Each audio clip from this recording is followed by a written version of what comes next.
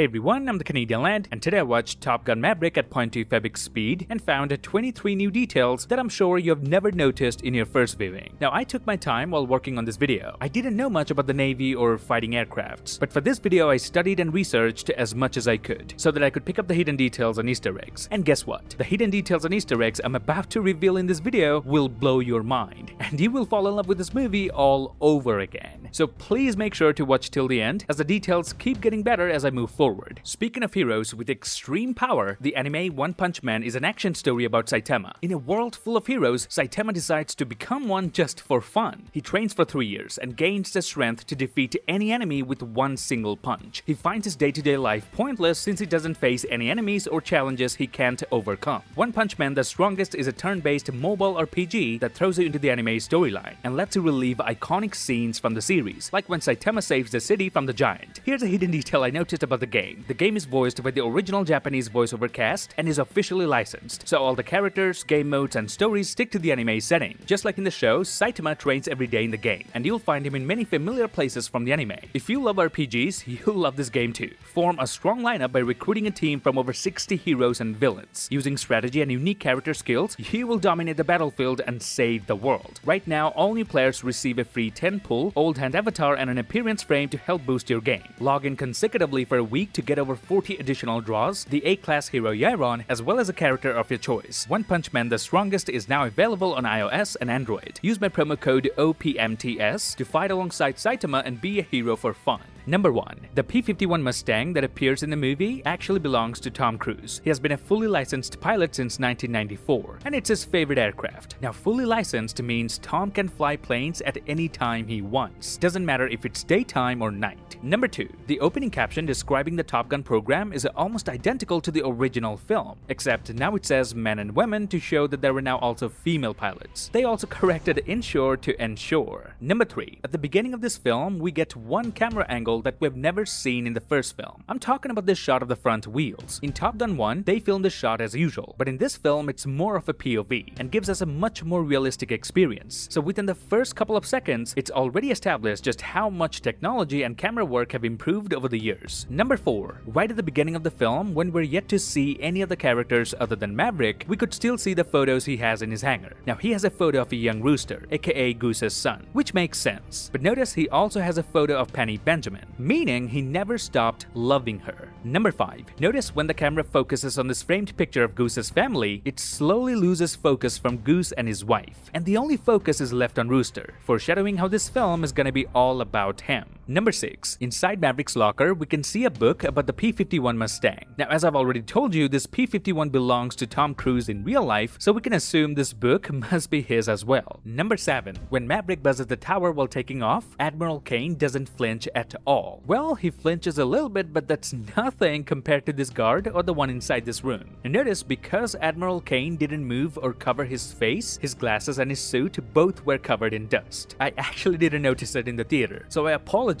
if I'm including an obvious detail in this video. Number 8. When we see Maverick edging towards Mach 10, now I should tell you, Mach 10 is 10 times the speed of sound, meaning he was approaching 7,672 miles per hour. So when he was close to reaching that, notice the camera gets blurry as we see the numbers on the flight deck. But when we see Tom, the camera is perfectly clear, meaning this shot has been blurred deliberately in order to make the audience see what Tom is seeing from his perspective. But when we see Tom, we see him from our POV, and that's why it's not blurry anymore. Talk about camera work in this film, eh? Now, I should also tell you, this aircraft SR-71 was simply too expensive for the US Air Force to continue to run after the end of the Cold War, so this aircraft is currently not in use anymore. Number 9. Hangman chooses Slow Ride by Foghat on the jukebox. The track number is 8 and 6, 86, the year of the release of the original Top Gun movie. Hangman also chose this song Slow Ride to take a jab at Rooster, who has a reputation for flying slow, always waiting for the right moment.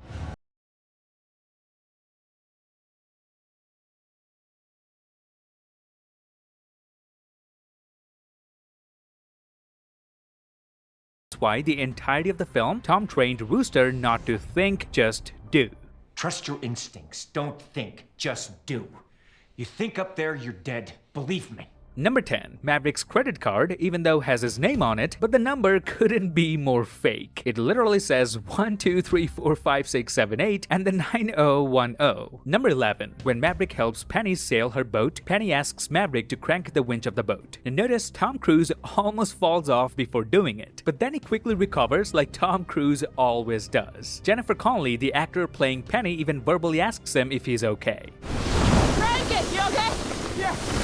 I'm pretty sure this part wasn't intended, but I like the fact that they kept the scene in the film without redoing it, just like Tom did in Mission Impossible, where he broke his foot in one of the scenes and still kept filming, and that's the shot they ended up using as well. I guess these are normal when you have Tom Cruise playing the lead role. Number 12. During one of the training routines, Rooster listens to the radio to know how his team is doing against Maverick. Now notice behind him, there's a rhinoceros mounted on the wall, and if you're wondering what sort of symbol this could be, well, the F-18 that they all fly in this film has another name, which is Rhino, because that plane has a rhino-like protrusion on the front part. Number 13. At one point during the training, Maverick, or should I say Tom Cruise here, has his right hand on the windshield. Now this shouldn't be possible unless you're in the backseat, because you can't maneuver an F-18 with just your left hand, unless you're flying on a straight level. But over here, Tom wasn't flying in a straight line, so the only way he could get that much space to put his right hand around the windshield would be if he's in the backseat, and that indeed was the factor, as the actors were not allowed to fly such expensive aircraft by themselves. They were always sitting in the back seat, but the movie magic made it look as if they're the ones piloting it. Now, even though Tom does fly his jets in the film, but even he wasn't allowed to fly this one. My research finally paid off, eh? Number 14. When Maverick and Rooster go head to head and they start doing a roller, this entire shot was definitely CGI, because no studios would take such risks of having two fighter jets be so close to each other. However, the way they CGI this shot is perfection at its finest, because this is how a roller would actually develop in the real world. And when they start going downhill in a spiral, we get a close-up shot of the pilots. It gets even better here. Notice the direction Rooster is looking at. That's the right direction. And the way Tom Cruise looks up and down, this indicates they really filmed this scene while doing a downhill spiral. But they were not this close to each other while doing it, that's all. And that's why they had to CGI this outer shot, in order to make this whole scene more dramatic without taking any risks. Number 15. Maverick gives Rooster the same advice he received from his superior, aka Viper in Top Gun 1.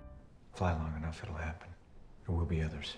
Fly jets long enough, something like this happens. But there will be others. It's a great parallel that shows Maverick isn't all about ego. He did learn from his superiors, and he still remembers them. Number 16. Now in this same scene, Rooster tells Maverick that it's easy for him to say that when you fly long enough, you will lose your wingman, because Maverick has got no family, no wife, no kids. Easy for you to say. No wife. No kids. Nobody to mourn you when you burn in. Now the acting from Tom Cruise here was just brilliant. You could see it in his eyes that he really sees Rooster as his own son, just like he considered Goose his family. You're the only family I've got. I'm not gonna let you down, I promise.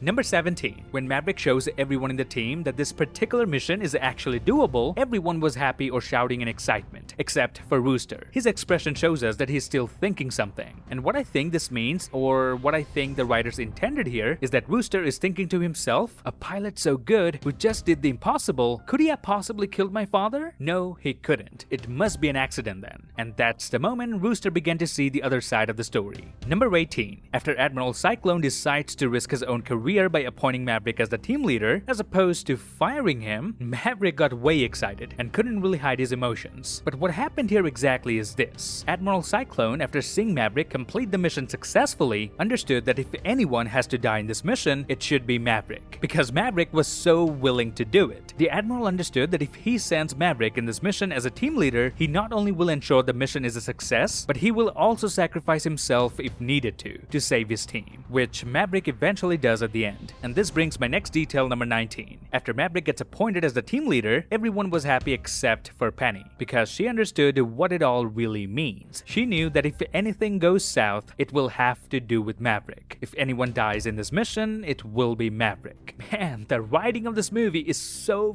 fucking epic. It didn't need a lot of dialogues to tell us what's going on. The writers trusted us, the audience, to figure everything by ourselves. Number 20. The coordinates for the unnamed enemy country actually actually correspond with Point Nemo. Now, if you're wondering what Point Nemo is, well, it's basically the point in the ocean furthest from land. It's literally in the middle of nowhere, surrounded by more than 1,000 miles of ocean in every direction. So they really made sure the enemy remains a nameless, vague threat. But they still showed us that the enemy has an old F-14 parked there, and the only country right now in the real world that has a functional F-14 outside the US is Iran. It's actually surprising how well Iran has been able to keep at least a few of them flying this long using whatever parts they could get their hands on, because Iran no longer has access to modern aircraft factories where they could work on these planes. Number 21. This movie has plenty of references to Lockheed Martin's secretive Skunk Works division. Let me explain what that is. The aircraft that Tom flies at the beginning of the film, aka the Dark Star, was designed by Daniel Simon with the help from Skunk Works. Now, Skunk Works is another fictitious name for Lockheed Martin's advanced development programs. They're basically a manufacturing company who makes aircrafts for the United States that will beat any technology while keeping it a secret for the rest of the world. The fact that this company exists is not a secret, but what they do and how they do it are classified. So having the logo of Skunk Works hidden so neatly in the film really goes to show the makers know what they're doing. Number 22. At the end, during the dogfight, Maverick and Rooster had to fight two 5th generation fighters. Now Maverick takes down both of them, and we can quite clearly see the second 5th gen fighter eject, but we never see the first 5th gen fighter ejecting. So does it mean Maverick killed the enemy pilot as well? Well, not really, because if you watch it in slow motion, we can briefly see the first enemy pilot ejecting his doomed aircraft. So no, Maverick didn't kill anyone, he just took down their planes. Number 23. Now this detail has nothing to do with slow motion, but it's something that I observed that really is why this movie worked. For instance, take a look at how Maverick and Penny fall in love again. First, they enjoy a boat ride together, goes home, but Penny doesn't invite Maverick in. Now, even though she didn't ask him to come in, but the movie still made sure to show us what they're really feeling. One where Penny closed the door and is doing everything in her power to stop herself from falling for Maverick again. And over there outside the house, Maverick is thinking, is it gonna happen again? Are we gonna be together again? Now cut to the second date, Penny just simply leaves the door open, giving Maverick the signal to come in, and Maverick picks it up instantly. So the point I'm trying to make is, love stories that touch your heart need no jokes in between them. They just come along naturally, like this one.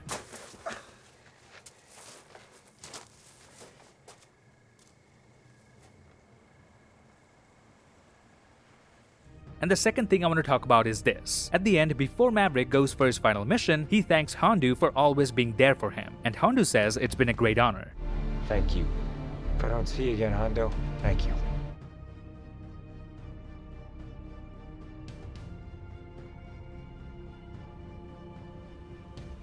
It's been an honor, Captain.